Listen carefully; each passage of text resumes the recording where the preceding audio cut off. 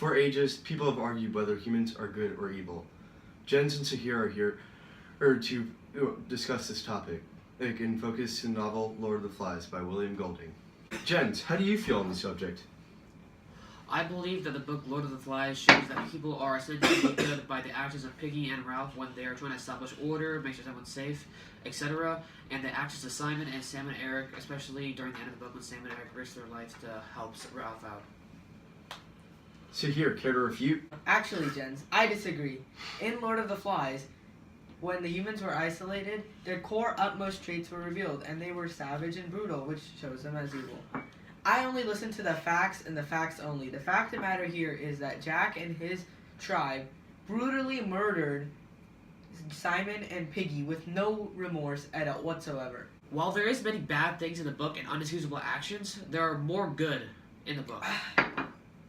For example, Sam and Eric, they were converted to the tribe and they were heard by Roger.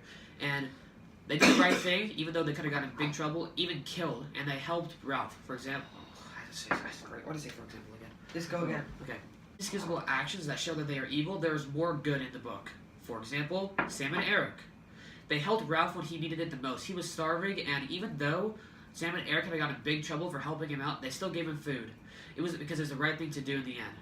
Also, Piggy and Ralph, they were consistently always trying to maintain order, establish like a good system so everyone's like safe, everyone has a job. It's like a functioning society, and make sure that again, it repeats in the book, the signal fire, the signal fire, the signal fire, which is the one thing that will help them escape. And that's why I believe that they are good, because it's just many more good things happen in the book, while there are some bad.